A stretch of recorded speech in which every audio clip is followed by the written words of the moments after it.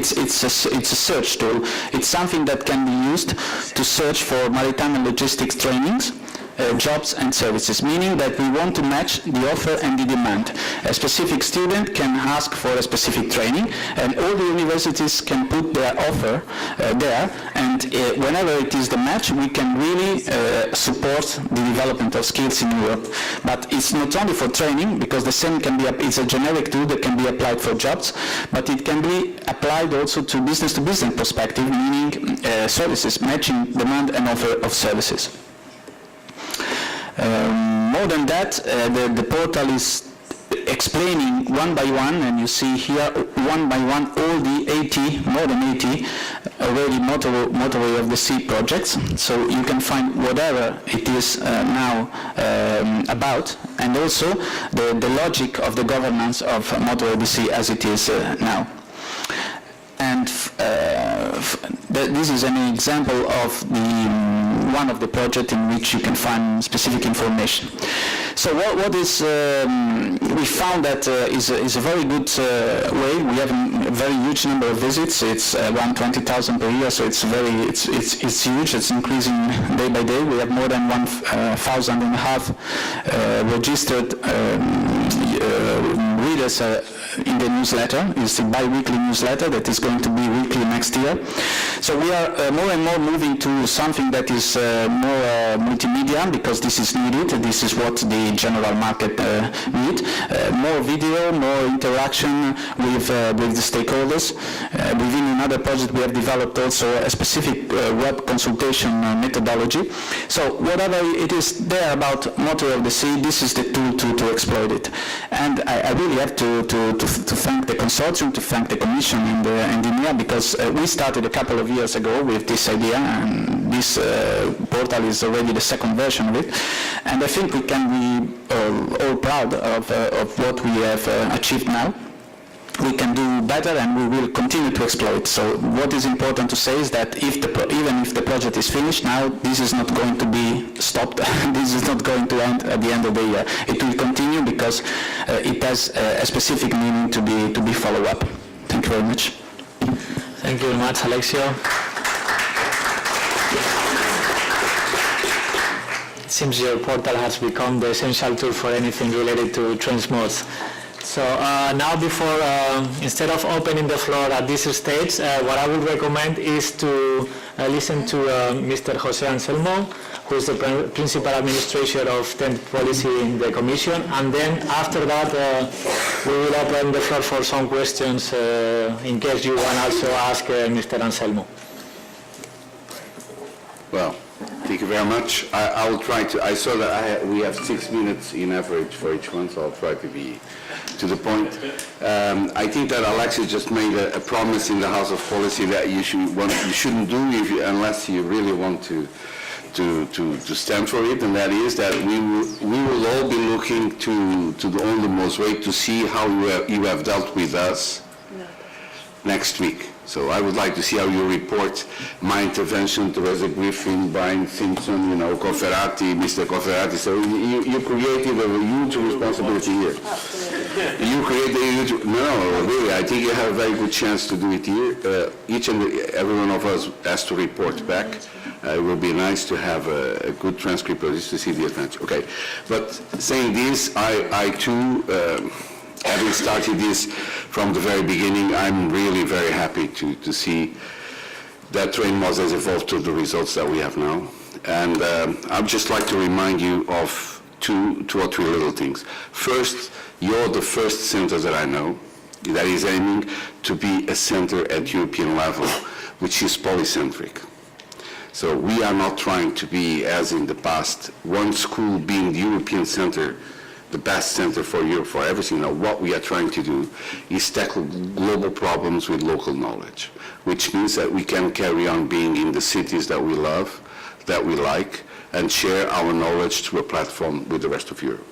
And we can have our local knowledge to tackle the global problems that Europe has to need. I think this is the big advantage that we have, being where we like to be, and being able to intervene and participate at European level. So I think this is a very good lesson, so thank you very much for doing this, and it is quite good. The second thing is that you have been able to connect. I know it's difficult. University and industry, it's so difficult. Of course, because of industry, ones will say, the others will say no, because of university, but it is a fundamental connection that we have, connecting industry and university, and you have met that challenge. Of course, you're not perfect. That's not the issue, but you're giving a very good try, and I'm really happy that the team is working and that we have results for this. I would just like to tell you that you were the reason what led us to be able to integrate in the TEN-T regulation, and I think that this is the first time ever that a regulation addressing trans-European networks is contemplating the human element as one of the key developers for the network. This is the first time ever. It is written there, so it's no need to beat around the bush. It's written there, the human element. And if we have it there, it's because you demonstrated that it was worth your while. And we thank it to Ines Ayala, that was the rapporteur, to Brian Simpson, who used to be the chairman of the Transport and Tourism Commission. And we hope that the newcomers, Teresa Griffin and Claudia Aguiar, will carry on, will support us with this. And Mr. Cofferati, thank you very much for your support. We need it. We are not that much. It's a new approach. So it was really very important to have this. We have 80 projects, a little bit more than 80 projects, but 80 projects is enough. Around 3 billion euros investment. In each and every one of these 80 projects, there is one common thread. We have human element. We have know-how. We have European know-how. We are trying to back up this European know-how to export, to create a market even outside Europe. We are trying to aggregate it, so the human element program is fundamental. We will have a new call now. Make use of it. I think that you have won your galloons. I mean, you have your stripes. You have won your stripes. Captain there will allow you to come on deck, so that would be nice. We really need the human element to be dealt with. And we are very much counting on you. And thank you very much for being there, because if the teams are not there, are not working, we will not have a chance.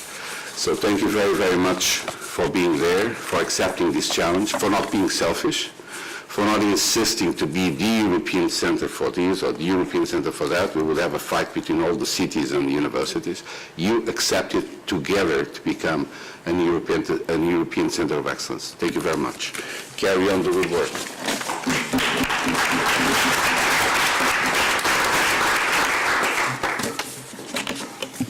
Thank you very much, Mr. Anselmo. And actually now for opening the floor, what I would like is I will abuse of my position as a moderator, and I will ask the first question, if I may, before continuing with the debate. And I would like to ask you, from the Commission's point of view, what could be added to this TRAINMOS II project? What would you recommend to the participants? Well, that is the $2 million question, I think. I think that you cannot stop here. I don't know if it is going to be with our monies or without our monies. Brian is pushing me to make room for monies to you, because he says that human element, once started, should not stop. I very much agree, but you have to continue on this element of sharing with others. I mean, you need your interest, your added value comes from the fact that you're able to cluster with knowledge in different places of Europe. You have to reassure people that no matter where they are, they will be welcome in the system. They will be able to share their knowledge with us. You don't have to migrate to be able to share your knowledge with us. So this is a very open policy-centered platform. I think it's quite important. But again, things close to industry. Now, the best guide is look at our priorities. Environment, integration of maritime transport and logistics chain, then traffic management and safety. Those are the areas where you need to move.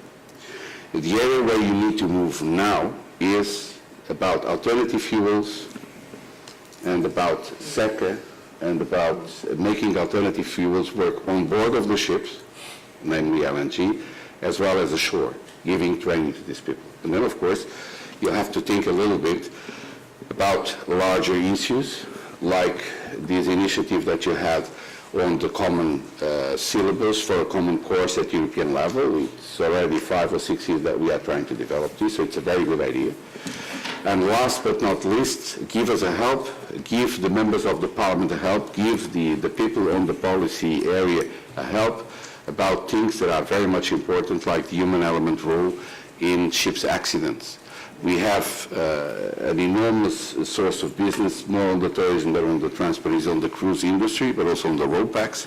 There is a place where we cannot afford to have 3,000 dads. Each vessel is like between 3,000 and 5,000. It's an extremely important business for all the archipelago, for all the maritime and coastal nations in Europe. So this is one of the issues where you could help us improving the human element behavior on board of the ship. 4,000 persons, different cultures, different nationalities, different ways of speaking English, coupled with 1,000 people, probably stewards coming from Philippines, from Japan, from China, and so forth. It's a Babel Tower. So it is. I thought that people that died in these ships is because they were suiciding. They were fed up with all this human mass, the huge confusion. It's very, very difficult to conduct an evacuation exercise with 4,000 people with all these characteristics. So that's where an area where certainly you can give us a help if you decide to address this issue that is typically an issue of human element, and where universities, research institutes, simulators at European level would certainly help us. And the experience, of course, of professionals at sea that can guide this. And please keep your contact with the Commission and with the Parliament, because these issues are daily issues. Is there any other question at this stage for Mr. Anselmo before he leaves? I don't have more money. Huh? I'm just Okay. No? Okay. Otherwise, we will continue with the second part of the discussion, which is the Parliament's and institutional point of view in the project and in general in the motorways of the sea and the training and vocational education and vocational training. And here we have this afternoon 3 MEPs. They are Teresa Griffin, Ines Ayala Sender, and Claudia Monteiro. First of them, Teresa Griffin, she's a member of the Industry, Research and Energy Committee. Since, of course, we've heard this afternoon the importance of the energy in the motorways of the sea, I would like to know a bit more from your point of view, the importance and the opportunities ahead in terms of green jobs, so-called green jobs, and also what skills do you think that will be required in the future in this regard? Thank you very much. Good afternoon. I'm delighted to be here. I'm also in a very low chair, if anybody's noticed. I'm kind of disappearing. Also delighted to be next to Brian Simpson, because not only was Brian Chair of Transport and Tourism Committee, he was also my MEP when I was a very young councillor in Liverpool. So we go back before he was grey, let's put it that way. Thank you for the question. We absolutely need to ensure that we are always creating high-skill, high GDP, green jobs. We have an absolute obligation to give our young people across Europe the best opportunities for careers possible. The northwest coast in the UK looks out across to Ireland and to the Americas. So we understand how important it is to get investment right along our coast and beyond, and to make sure that our ports and maritime logistics are functional and appropriate. The sector is rich in SMEs and will be key to national and regional growth. Liverpool, I'm delighted to say, is already benefiting from Motorways of the Sea's funding for the Atlantis project, which is working on multimodal hinterland connections, which will improve freight links between connecting ports and indeed the rest of the country. Liverpool is also in the process of constructing its superport, which will be important not just for the Liverpool City region, but again for the entire country and our sister countries across Europe. But of course, what's really important while we're here today is the social and the human aspect to Motorways of the Seas. And I'm really pleased that TRAINMOS II is a truly transnational project with good input from the UK. I'm sure it goes without saying that in the UK as a whole, we need to be focusing on the maritime and transport sector and finding best solutions and best practice to tackle the problems associated with these, but also the opportunities. We live in a global world, and we have to promote good globalisation. Maritime is key to this globalisation.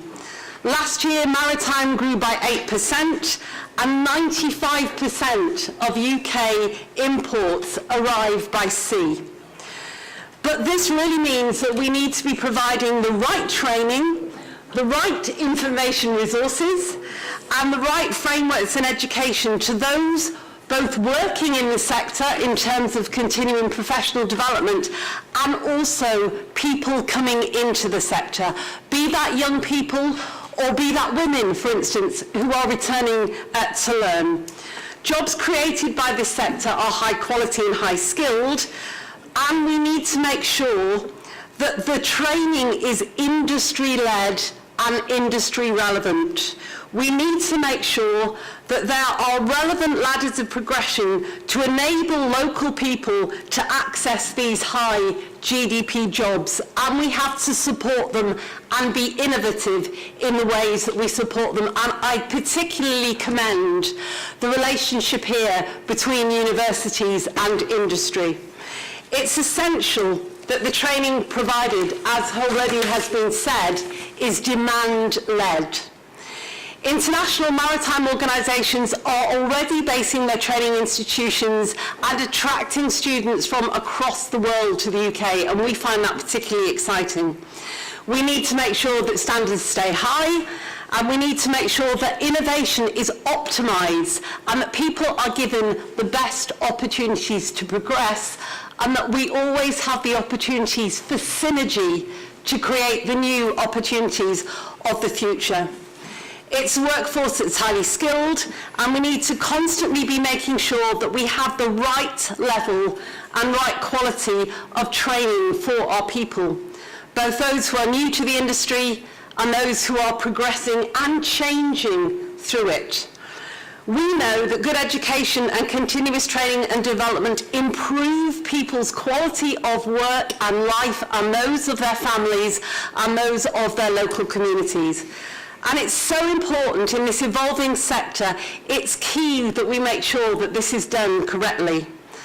I always believe strongly that good quality work is a key driver for social good. Everybody has the right to a well-paid job, especially now as we look towards increasing green jobs. We need to make sure that the maritime and logistics industry is sustainable and that the work and workers are in stable careers.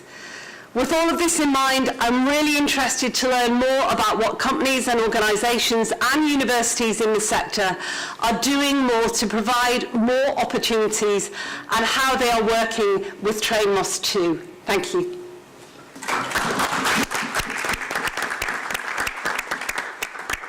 Thank you very much, Teresa.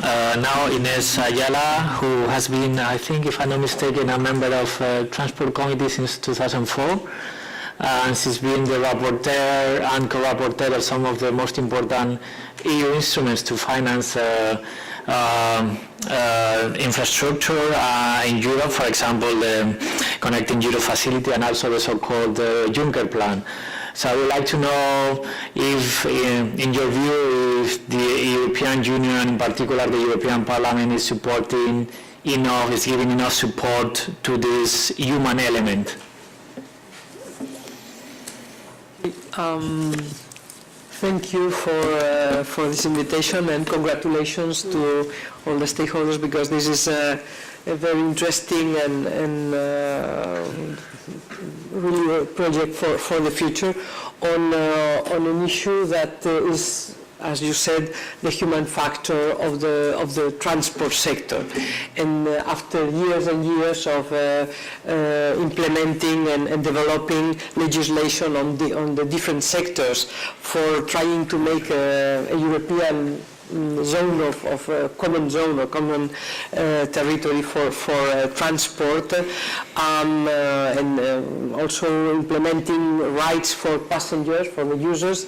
We are in the key moment for taking into account the training and the jobs for the people, for the professionals in the transport sector.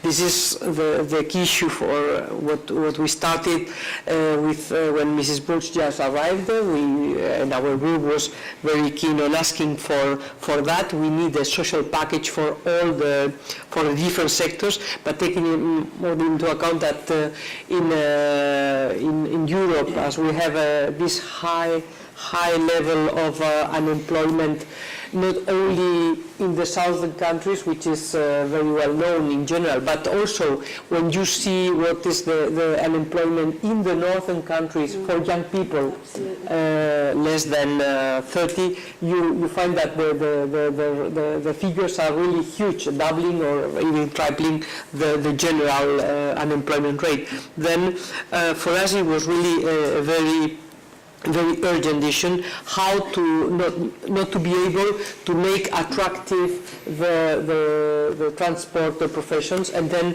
taking into account that on the maritime sector you have the sea as an historical attraction for young people, for fishing and for traveling and for goods, for the traffic of goods. Then that was absolutely necessary and urgent to make this kind of approach. This is why I think that putting together, as you said, the industry and university, but mainly also IT solutions, which are for our new commissioner very important in order to make easier the training, is something that I think that you are really in the future of the issue. I must say that when we were just nearly finishing the CEF, the Connecting Europe facility, which was the big push in favor of a reasonable budget. We have never enough for transport, but at least we made a jump on tripling the possibilities of financing.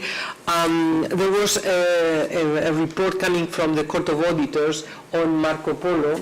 That was our baby for years and years, trying to make it work. And for me it was very clarifying, because the Court of Auditors said very clearly the ambition was okay. We were trying to shift to the sea, many things, and it was urgent to do it on behalf of sustainability and environment, but the resources were not at the level required. And it was very clear that the project was good, was the right project, but the resources were not. And then from our side, you know that you have all our support in order to push for better and more resources, but at the same time we need to get the results of this attractiveness of the professions for the maritime sector in all the range. It is true that you have the alternative fuels, as Mr. Anselmo said, but at the same time we have these huge challenges on safety and security. We also have our big challenges on how to manage the logistics of these huge ships coming from an enlarged Suez and enlarged Panama, which means Europe, a big hub but with very demanding logistics on that. But at the same time, we have now something new, which is the circular economy, which means that ports should should function as a circular or cycling economy, and can be also a good challenge, a good element for thinking and for improving the training and the new professions for this element. Tourism also increasing and developing, then all the sector of cruises are really very important. And I just for finishing, I ask you not only to use the means of CEF and Juncker, which is it is true that there are more important means, but there are other initiatives, as the youth initiative, which is a very important issue, but with no very right use. Then there we need also that this kind of initiatives can be well used in your hands, because you have now the know-how for training and for creating new jobs that can be more attractive for our youth in Europe. Thank you very much.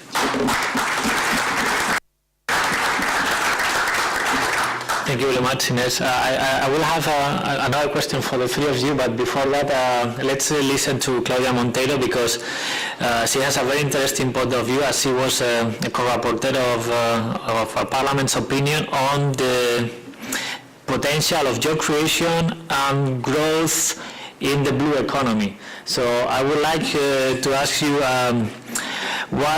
in your view, what is the interlink between the motorways of the sea and the so-called blue economy? How these two things could interact, and what is the importance of the human capital in this equation?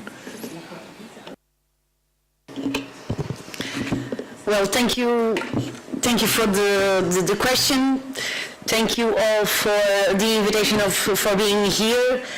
First time participating on this event.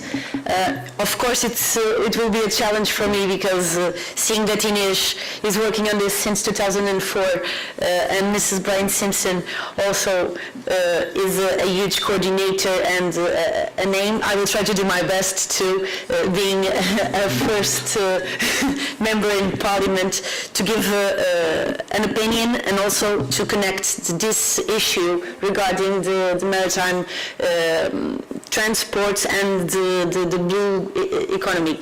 I come from Madeira, from Portugal, an outermost region, and of course, being from there, these questions of the insularity obliges me to say that this kind of instruments are really important for improving accessibility, for improving cohesion on these peripheral and insular regions. Well, the full integration of maritime transport operations in the global chain by developing all segments on maritime transports and interland and ECT connections are, as it was said here by José Anselmo, and as you know, one of the priorities of the TNT regulations. Regarding the question, well, blue growth strategy with integrated maritime policies are both the maritime dimension from the EU 2020. The blue economy strategy aims to support long-term sustainable growth in the marine and maritime sectors, by recognizing the importance of the seas, by recognizing the importance of your oceans, and are the engines of the European economic with a great potential, as it was said, on innovation and on growth. I know, and we all know, that there are plenty of challenges to address, from pollution to marine protection, from coastal surveillance to safety and security. But I also wanted to share that I think that there are also new ideas, new opportunities and projects in the areas of renewable energies, shipbuilding, aquaculture, that also back in Portugal and especially in Madeira are being with more and more importance, and also maritime and coastal tourism. The concretization of the blue economy pillars are the integrated maritime policy and, as it was said here, the multimodal transport system, which includes all the maritime operations. This event of the TRAINMOS showed us that the key priorities that was already said are the human element. So I think it's crucial to promote training, as it was said, and formation for higher education and vocational training. There are shortage and a mismatch of skills within this sector, as you will know. ECT skills and other specialized processes were very well addressed by this pilot project. Well, we are in an age where the youth unemployment is on rise. So I think it's very important to attract young people for maritime professions. And this should be, as it was said here, but this should be a real priority. I think that maritime professions should be a career of choice. Well, cities and ports. Cities and ports are facing same problems, but at the same time, the same opportunities.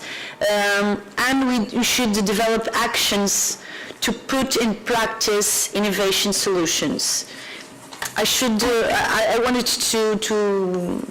to speak about six of them. Reduction of the greenhouse gas emissions from ocean shipping, developing interland, enhance the use of renewable energy, as it was said here, promoting the interoperability and strengthening the competition of the port cities, bearing in mind the strategical position of the outermost regions and the connectivity between islands. And the 6 points, last but not least, promoting synergies between the cities and the ports. And please let me take more and more minutes to say and to share with you that I had the chance to propose a preparatory action within the 2016 budget entitled Smart Port Cities.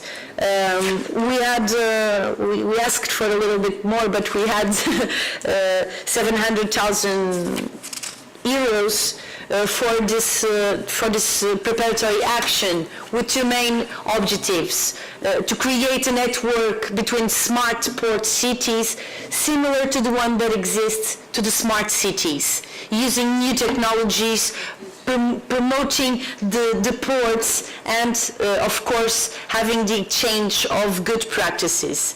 Well, we will wait for the Commission to say, to publish the report, to say how can we implement this preparatory action, and this will be, we hope, on March 2016. It will be a clear feasibility of the implementation of the proposal, and I hope that all of you can support, of course, this project. Let me finish this short interview by saying that we also need a maritime space without barriers. It's need an alternative solution. Okay, I need to finish my speech. I will do it as quick as possible. Some training. So I think we need to work all together to reduce the asymmetries between especially European islands and of course European mainland. I hope that we can all work together in this project. I do believe that the motorways of the sea are a really, really important project, and I do hope that we can all together make this huge sea that geographically separates us, that can be the same, that can connect us. Thank you for your time. Thank you. Thank you very much, Claudia. And before we move to Brian Simpson's presentation, since we have the opportunity of having here 3 MEPs from the 2 largest parties in the Parliament, and you have acknowledged the importance of a project like this one, which brings together the industry, universities, different actors. I would like to know do you believe that the Parliament could give even more importance, political importance and financial support to a project such as this one? It's for me. Since you are from,